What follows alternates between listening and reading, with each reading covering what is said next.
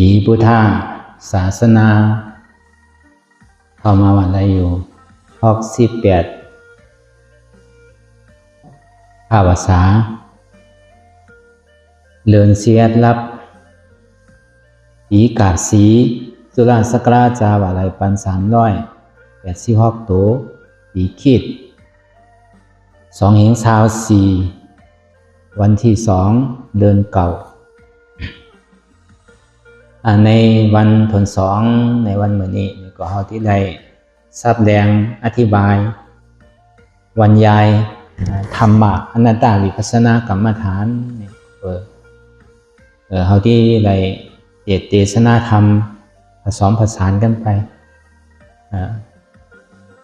เทศนาธรรมภายไตรหลวงแล้วก็เทศนาธรรมภายปื้นเมืองขึง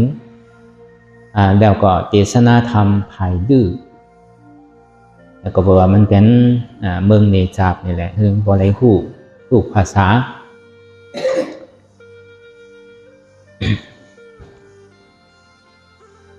ที่วัดอนัตตาวิปัสสนากรรมฐานหนองเขียวลิงตะเคียนเลี้ยงตินนี่รายการหนังอนัตตาวิปัสสนากรรมฐานภาวนานี่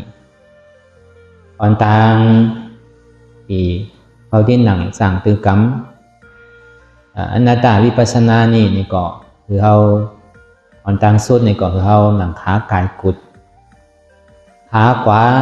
วางต่างเนื้อขาซ้ายก่อนไหลขาซ้ายวางต่างเนื้อขาขวาก่อนไหล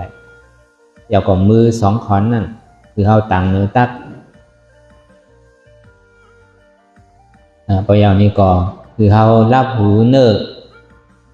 เปิดหูปัญญารับตาเนื้อเปิดตาปัญญาว่ารับหูรับตารับหูหลังรับซอบรับโตอย่างก็เปิดใสอันตังเขาไปหันเจ็บเตือนไปหันตุกข้าเตือนหนึ่งก่อนโดยที่ล้อมเข่าออกอันตังเคยใช้เข่ายาวๆอย่างก็เคยใช้ออกยาวๆเคยใช้เข่าลึกๆอย่างก็เคยใช้ออกลึกๆเพราะว่าเข่ายาวนี่ก็เขาบอกคือเขาพิจารณาว่าเกิดออกยาวนี่ก็คือเขาพิจารณาว่าตายเขานี่ก็คือเขาพิจารณาว่าเปลี่ยนออกมายาวนี่ก็เขาพิจารณาว่าลูกปองนี่ก็คือเขาว่าเกิดเวียบยาวนี่ก็คือเขาว่าตายคนใดผมใจว่าคือเขาตัวมันลอกมาได้แก่เนี่ยเรามีปัญญาพิจารณาโดยในหยุบนามขันธ์ดังหาแล้วก็เปิดว่าเขามีลองตั้งหันพิดไว้ว่าตั้งแต่สิโกต่อไปติ้นเนี่ยเขายืมว่ามันเป็นของเขาก็เปิดนั้นมันเป็นของเขาใจมันเป็นของเขาเตี่ยนี่ก็เขาก็พิจารณาโดยดีๆดูว่าต่างเสือต่างอันเตอเขาอุปเปิงตัวตีล้อมถอยใสตัวเพราะว่ามันเข้ายาวนี่อย่าพี่คือมันออกเพราะว่ามันออกยาวนี่ก็อย่าพี่คือมันเข้าเพราะว่ามันปองยาวอย่าพี่คือมันเบียบเพราะว่ามันเบียบยาวอย่าพี่คือมันปองตัวที่ไหลน้ำไหลก็เฮ็ดตัวเพราะว่ามันเข้ายาวนี่มันออกก็หัวมันที่ตายนั่นน่ะพอออกยาวนี่มันเข้าขึ้นนี่ก็หัวที่ตายนั่นเพราะว่าปองยาวนี่มันเบียบนี่ก็ที่หัวที่ตายนั่นน่ะพอเบียบยาวมันปองขึ้นนี่ก็ตายพอตายยาวก็เกิดยาวก็ตายนั่นน่ะที่พระสัมมาสัมพุทธเจ้าว่าไว้จาติทุกขาจาราทุกขาพยาธิปิทุกขามรณะปิทุกขาอภิเยหิวิปโยโกทุกโขมาโกอภิเยหิสัมปโยโกทุกโขมาโกการเตียนเท่าไรมาเกิดเนี่ยมันเป็นทุกขาถึงที่เกิดเดียวการเตียนเท่าไรมาเท่านั้นนี่ก็เป็นทุกขาถึงที่เท่ามายาวลองตั้งพยาธิลองตั้งเจ็บตั้งแสบตั้งไม้นั่นนี่ก็เป็นทุกขาถึงที่ตายมานี่ก็เป็นทุกขาเขาสำเร็จอาศจากผ่านยันคอนเดียนเท่าหักผ่านรีบกว่าผ่าตายอันนี้ก็เป็นทุกขาสำเร็จอยู่จำจิ้มหิมหอมเตียนเท่าปอหักนั่นก็เป็นทุกขา เป็นทุกข้าสือเนี่ยในการเกิดนั่นก็บอกว่ามันอยู่ในตองแม่ข้าวตังเราเลื่อนสิบเลื่อนก็บอกมันจังกว่าจังไปมันจังโอจังหลาดซะละนอนคดควยไว้นั่นฮะทุกข้าเกิดมาวันหนึ่งก็เท่าอย่างมันใจว่าอายุอาศัก60-70เลยก็ว่าเท่ามันใจมันตุกขาสือเนี่ยเป็นลูกอ่อนนั่นมันนอนหงายไว้ก็อยู่มันจังเพิ่นจังความทั้งเกินมันตุกขาก็เปว่ามันต้องไม่ขยักน้อมไม่ให้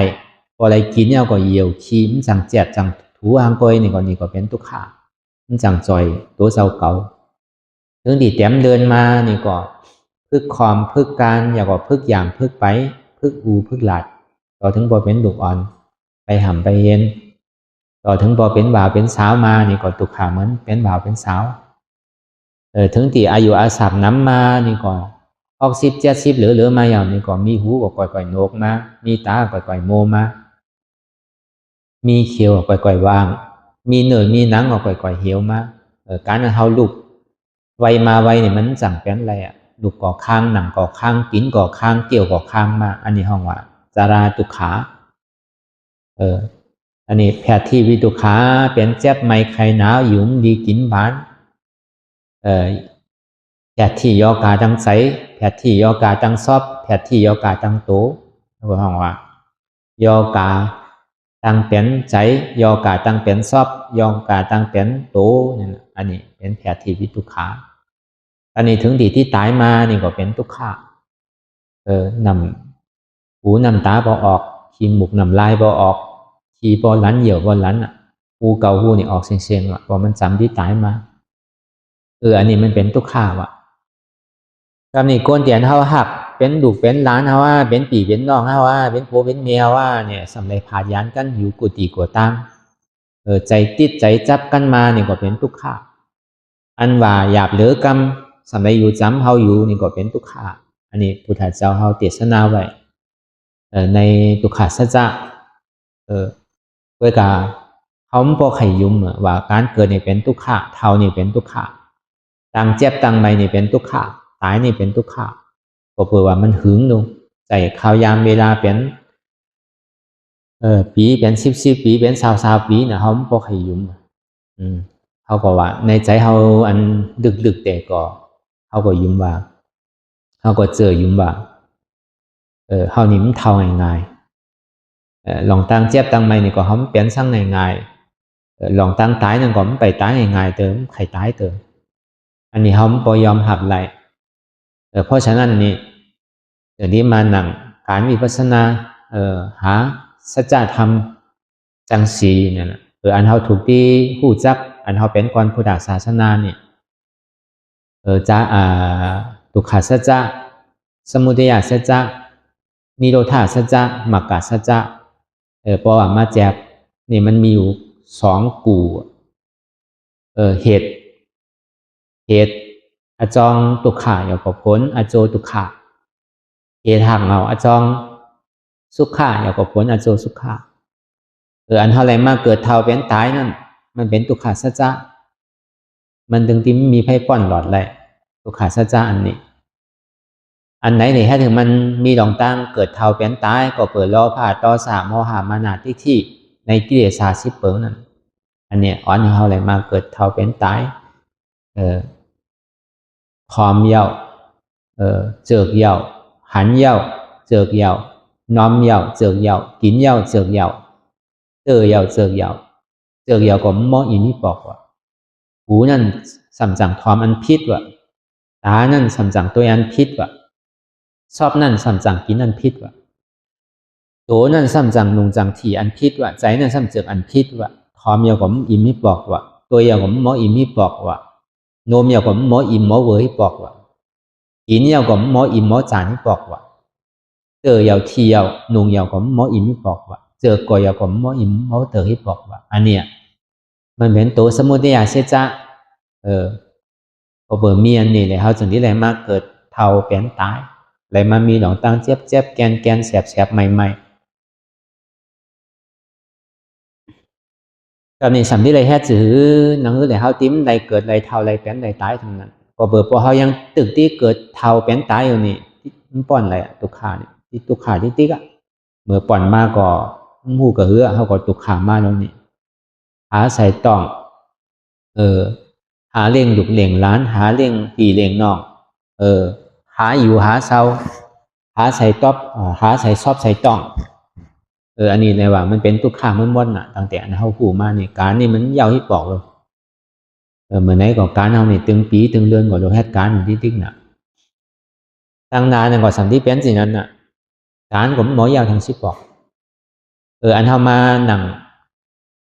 พิจารณาดูในการวิปัสสนาเนี่ยก็เพื่อเขาแฮดการตาที่เขามีการแทงว่าพอแฮดการถึงตีถึงตางอย่างเนี่ยก็เขาก็ติ้มเลยแฮดทางอาการนั่น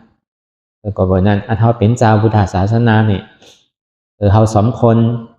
ถึงตาที่ไรมีส่วนใดเหมือนเปิดอยู่เพราะฉะนั้นนี่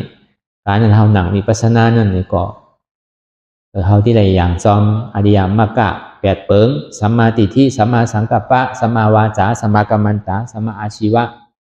สัมมาวายามะสัมมาสติสัมมาสมาธิเพราะว่ามาหย่อแก็บเตก็มีปัญญาศีลสมาธิอันทำมาหนังพิจารณาดูในสัมมาทิฏฐิสัมมาสังกัปปะเนี่ยมันเป็นปัญญาอันทำมาเอาศีลเอาธรรมนั่นทิ้งใจทิ้งซอบทิ้งตัวเนี่ยมันเป็นศีลสัมมาวายามะเนี่ยเหมือนหนังอธิษฐานของเขาหนึ่งในเวลาเดี๋ยวเขาหนังปฏิวัติจ้างวิปัสสนานี่ก็เข้าตัง2 ชั่วโมงเนี่ยเขาอย่าพี่ยอมนั่นเป็นหื้อก็เหยาเปิ่นลูกก็หอมลูกเปิ่นเพื่อนก็หอมเพื่อนเปิ่นหนึ่งก็หอมหนึ่งเปิ่นมื่นตาก็หอมมื่นตาพร้อมไปถึงชิงถึงข่าวมันเติบก็เขาก็ติ้มลูกพอเปิ่นไปพอเติบก็อันนี้เป็นสัมมาวายามะสัมมาสติคือเขาพอตื่นหูซึกตัวตลอดเวลาก็นี่พอเขาไปเจนจาวนหลองทางหลังนั่นปองว่ามันตื่นพอเขาไปเจนจาวนหลองทางหน้านั่นปองว่ามันตื่นอันเขาหันอยู่เขาก็สัมพิจารณาอันเขาพิจารณาอยู่นั่นเนี่ยเขาก็สัมหันอันนี้ก็ปองว่าเหมือนคอนตาบอดว่ะคือเขาได้ตื่นหูตัวเหมือนนี่เดี๋ยวนี้เขามาเหตุการณ์ตลาการอาถูกวิปัสสนาอนัตตาวิปัสสนากรรมฐานนี่เขาก็ตื่นหูตัวไว้ตลอดเวลาอันไหนเตี่ยมันพูดพอเกิดขึ้นเป็นมานั่นนี่ก็เขาก็หมอวางเป็นอนัตตาอันนี้จึงที่ห้องว่าเป็นสมาสติสัมมาสมาธิเนี่ยเมื่อเขานั่งอาถูกนั่ง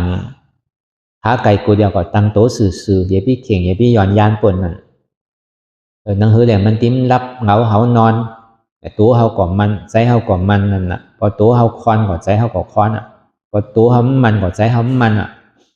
พอเขาไก่ขึ้นไก่นึงไก่ตัวก่อใจเขาก่อปิ้วใจก็หวั่นไปลองเขาอยู่ที่นี่ใจเขาไปอยู่ที่เฮือนเนี่ยใจมันนิ่มอะไรก็เปิดสั่งก็เปิดว่าสัมมาสมาธินี่มันมีเนี่ยอันนี้ก็เขาก็แฮดจังคือกรรมภาวนาอันนี้ก็เปิดอย่างจอมเสียนตังอริยมรรค8 เปิงเนี่ยมันเป็นเสียนตังมรรคสัจจะตาที่ตัด8 กิเลสนั่นในกิเลส10 โตเพราะว่ามันกว้างมีเหงหาปากพอเอาแก็บว่ามันเป็นอัตตาทิฏฐิเลยวิจิกิจฉานั่นอันเขามีหลองตั้งยุมเสือว่ามันเป็นตัวของเขาเป็นใจของเขาเป็นขันธ์ธาตุของเขาเขาจีสั่งมันไรเขาไข่เฮ็ดซื้อก็เฮ็ดไรเชียงเนี่ยอันนี้ก็เพราะเขามีหลองตั้งหันพิษหลองตั้งพิจารณาพิษไว้เลยก็เพราะฉะนั้นนั่นคือเลยเขาปฏิมหันพิษ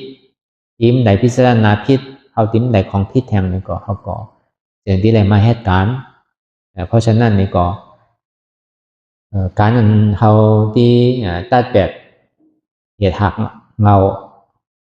ตัวสมุทัยสัจจานั่นนี่ก็ที่ได้เอามรรคสัจจาตัดออกมรรคสัจจานั่นมันเป็นสร้างเนี่ยมันเป็นเหตุของสุขะเป็นเงาเป็นเหตุมันเป็นที่ห้องเป็นมรรคเนี่ยมันเป็นเขื่องตัดเขื่องตัดสร้างไหนเขื่องตัดกิเลสเขื่องตัดอัตตาหนึ่งเอาอนัตตาตัดอัตตาหนึ่งเพราะว่าอัตตามันต้องไปนี่อิจิกิจฉานั่นต้องไปนี่ก็เข้าไปเป็นที่นิโรธาสัจจะนิโรธาสัจจะเนี่ยเป็นสร้างนิจจะสันติสุขะอมตะธาตุก็เบอร์นั่นเตียนเฮาไก่ไหลไปนอนศีลนอนธรรม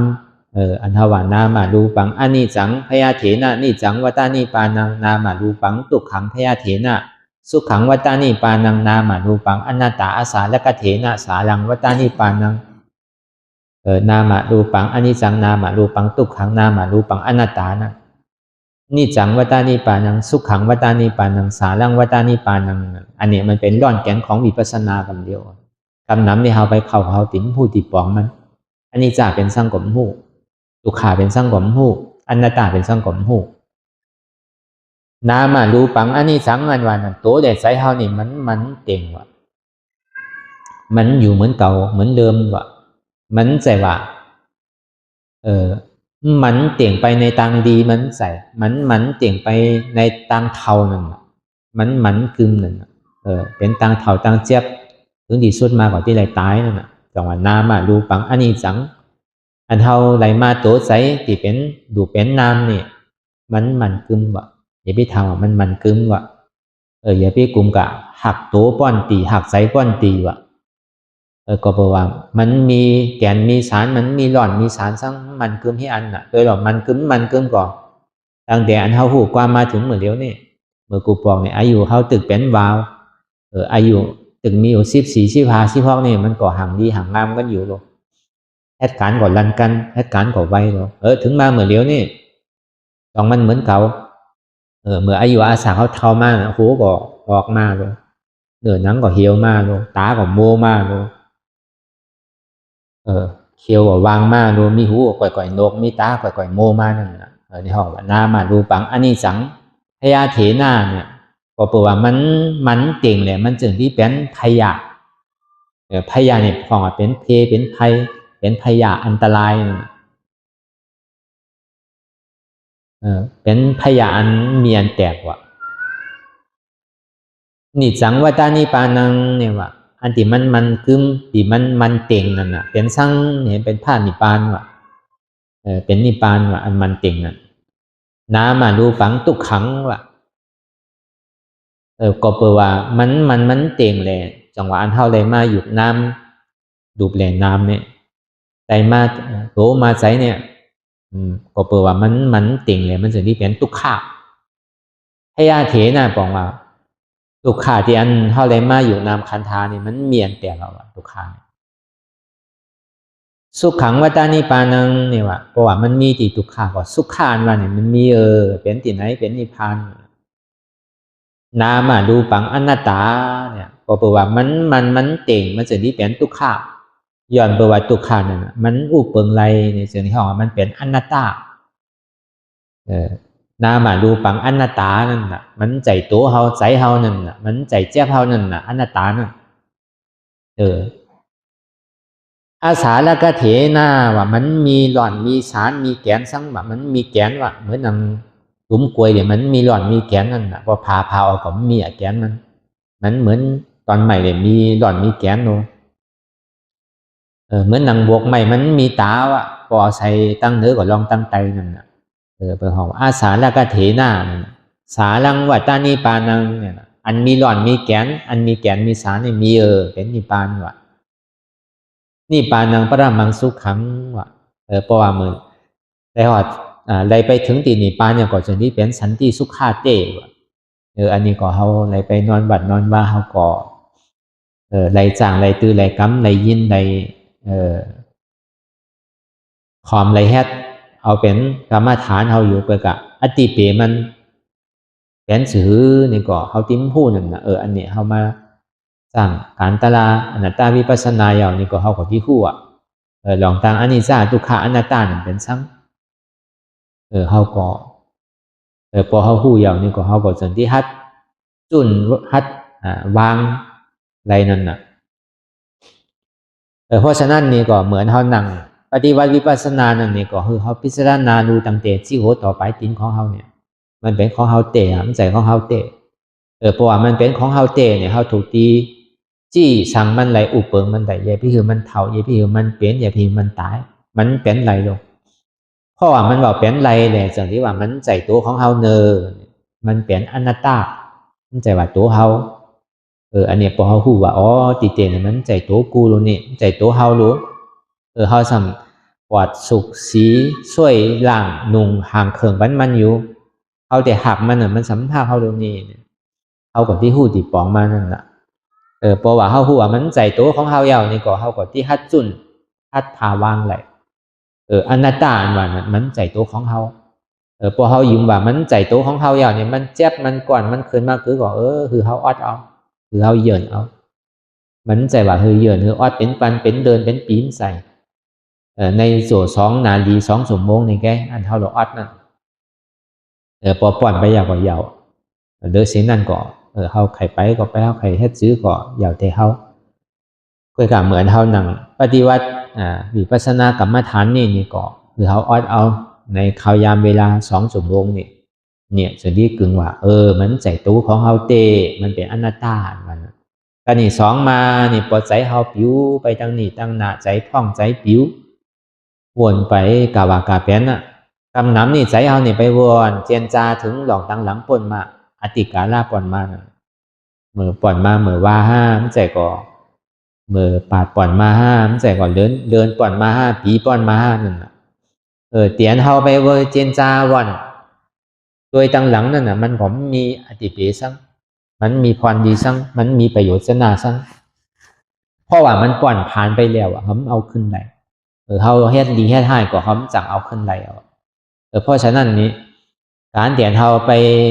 พิจารณาตั้งหลังนี่ก็คือว่ามันมีอติเปมันมีประโยชน์นาซังเหมือนอย่างคนตายมันยาวล้มจังเอาขึ้นไรรู้เหมือนว่าแต่มันนี่ก็นี่ตั้งนาเปลี่ยนยามมาไปถึงเดือนนั้นนี่ก็เขาก็สัมไปเจนจ้าตั้งนาเมื่อผูกมาที่เฮ็ดจื้อปาดนามาที่เฮ็ดจื้อเดินนามาที่เฮ็ดจื้อปีนามาสัมที่เฮ็ดซังหลองตั้งนาเมื่อผูกเมื่อฮื้อนั่นเขาก็พูดอะไรมันที่เป็นจื้อเหลียที่ออกผ่อนที่ตัวก็ยังพูดอะไรเมื่อผูกใจเขาที่เป็นจื้อที่เปิงที่เลียก็ไม่ไปพูดอะไรเพราะฉะนั้นเนี่ยเขาไปกลุ่มกับเจนจ้าวันเจนจาพิจารณาหลองตั้งนานก็หัวเหมือนหนังควันยังตึกนอนรับอยู่นั่นพอมืนตามากว่ามันมีสังเตอันเขาไปพิจารณาตั้งนานก็เนี่ยอันเขาหันอยู่มันเจ็บมันก่อนมันคืนมันมาตีโตตีไซเนี่ยเขาก็สำตัวอยู่ที่สั่งก็สำหลัดที่สั่งก็สำว่าอันนี้ก็เหมือนหนังคอนตาบอดว่ะก็นี่สัมว่าอนัตตาอยู่สัมหันสั่งสัมว่าอนัตตาอยู่นี่ก็เหมือนหนังคอนตาบอดเหมือนกันว่ะอันนี้เฮ็ดไปเฮ็ดมานี่ใจเนี่ยรู้ยังมาทิ้งหยาบทิ้งหยาบอุปเปิงก็พร้อมได้พอเหมือนลิงแหวนกิ่งหนึ่งเอาจับกิ่งหนึ่งแหวนตอนหนึ่งเอาจับตอนหนึ่งไปหวยหนึ่งเอาจับหวยหนึ่งไปเมืองหนึ่งเอาจับเมืองหนึ่งมันจังเหหับตามมันไรใจนี่พอเป็นตันนี่ตันเนื้อเนี่ยก็เปิดช่างในเป็นทีนี้ก็เพราะว่าใจของเขานั่นน่ะมันใจของเขานั่นเพราะว่ามันเป็นใจของเขาเตะเนี่ยก็เขาถูกตีบังคับมันไรเพราะว่ามันเบาใจของเรานั่นน่ะเขาจะลิ้มบังคับได้พอเขาพูดว่าตีเตนี่ใจนี่ก็มันใจของเขาเตะตรงนี้เขาก็ลิ้มโกตายเหมือนเขามาหนังตาลานั่นน่ะในเวลาข่าวยาม2 นาทีนะมันเป็นสังมันใจของเขาลงตายก็ปล่อยมันตายไว้ใจว่าเพราะว่าคนตายก็เป็นเทวบุตรเทวรานั่นน่ะพวกนี้เทวบุตรเขาน้ำเนาะเทวราเขาเกณฑ์เนาะไว้ใจว่าพอเขาตายไปนี่ก็เป็นเทวบุตรเทวดาพอคนตายก็คนเนี่ยมันตายเพราะว่าอัตตาตายนี่ก็เป็นพระอริยะให้ตายของมันแมดให้ตายของมันซุ่มพอเขาพูดว่ามันใจของเขาเตะตอนนี้3มาเนี่ยมังปอกก่อซ้ำมนโจมเซอเดี๋ยวใจเซอใจเป็นสุขาเมื่อกับมังปอกก็ซ้ำตุขานะขันใจนะเจ็บนะก้นนะคืนนะใจก็ผมดีที่ต่ะ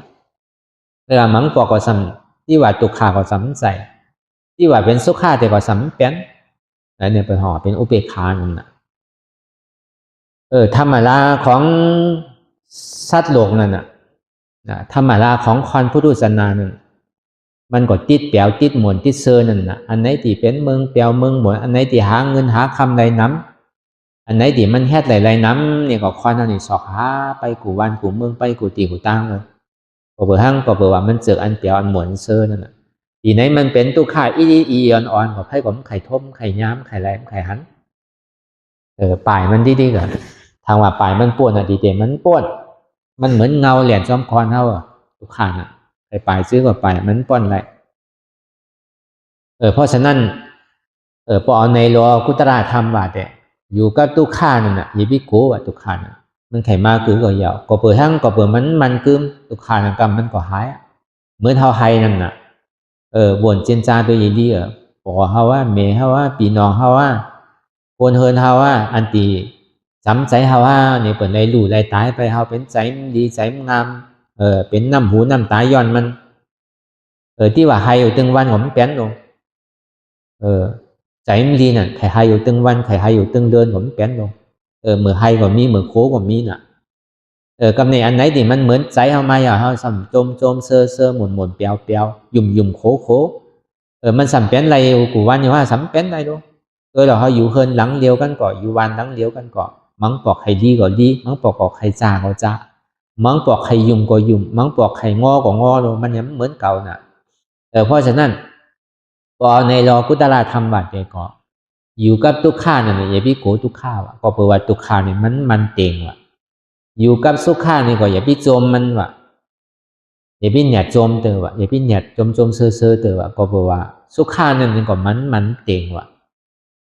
พอเอาในรอกุตละธรรมในวิปัสสนาว่านั่นพอเขาหมอพึ่งอยู่ที่นี่เขาอยู่ที่ไหนก็ยาวมันเปียวมันหมดพอเขาหมออยู่ที่นี่เนี่ยรอการทำแปดเปิงแปดทักการมาเนี่ยก็เขาก็เมื่อดีก็ดีเมื่อหายก็หายนั่นน่ะเมื่อดูก็ดูเมื่อซุ่มก็ซุ่มเมื่อไล่ก็ไล่เมื่อโคก็โคเมื่อให้ก็ให้เวลาเพราะว่ามันได้มาจัง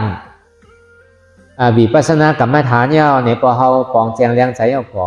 เปิ่นขี้ก็ห้อมขี้จอมเปิ่นโจมก็ห้อมโจมจอมเปิ่นเขาคู่โตเจ้าเก่าว่าอันไหนถูกตีเฮ็ดอันไหนถูกตีเฮ็ดอันไหนลีอันไหนเป็นตีเฮ็ดเสียงตังลีอันไหนมันเป็นเสียงตังดีนี่เขาก็คู่ก็เขาคู่ก็เขาก็ที่เวก็เขาเวก็เขาที่ป่นมันอีหยังก็มันมีที่เขาไหลมาพึกมาจังคือกรรมเอานั่นน่ะกรรมนี่อันที่เขามาหนังรับตาภาวนาอยู่นี่ก็อันเขาถูกตีอันเขาถูกที่หันนั่นที่ได้หันสั่งเนี่ยที่ได้หันเจ็บพอหนังรับตาไปเอาก็อันเจ็บแกนโต่งตอดเน็ตสันไว้คมไตไม่กัดอ่อนแข็งสู้ตุ้มซับยายจึมหยอดแล้วก็เกิดรับสนั่นอันนี้ที่ได้หันนั่นนี่บอกว่าทำมีของเขาพอหันนั่นน่ะทำเสียงมันใจหนึ่งเขาพอหู้นั่นทำมีหันสั่งในหันตุกขาทำใจหูสั่งหูว่าตุกขานี่เป็นอนัตตาทำมีหันสั่งหันเจ็บทำใจหูว่าเจ็บนั่นเป็นอนัตตาทำมีหันสั่งหันว่าใจหูเฮาใจขาเฮาใจมือเฮาใจโตเฮาใจเฮาใจเจ็บเฮามันเป็นอนัตตาอัตตาสมาเป็นโหกูขากู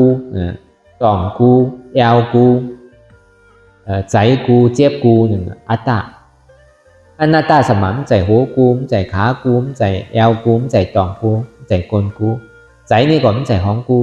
เจ็บนี่ก็มันใจของกูมันเป็นอนัตตาอันนี้เขาก็พิจารณาแค่เหมือนหนังอันดีว่ามาเนี่ยพอแค่จิตนี้เดียวนี่ก็การเตียนเขาพิจารณาว่าเป็นอนัตตาเนี่ยมันเป็นเส้นตังมักกะเสจะมันได้ตัดเปลี่ยนตัวสมุทัยเสจะห้องอัตตาเทที่นั่นอันนี้เขาก็พิจารณาดูในรูปในนามในขันธ์ท่าหาเปิงที่มันพูดบอกเกิดขึ้นเป็นนั่นขันธ์ท่าหาเปิงนั่นก็มันใจมีช่างมันมาติโตอันนั้นมันเป็นอยู่ขันดูปากขันท่านั่นพอมันมาติไซนี่ก็มันเป็นนามมันเป็นนามธรรมนั่นรูปธรรมเนี่ยนามธรรมนั่นในนามนั่นก็มันเป็นวิญญาณขันธ์แล้วก็เวทนาขันธ์สัญญาขันธ์สังขารขันธ์ท่ามันเนี่ยเป็นยุคเป็นรูปเนี่ยเป็นนามนั่นรูปขันธ์เนี่ยนามขันธ์นั่นมันมาติตัวเขาก็เขาวางว่ามันใจตัวกูอนัตตา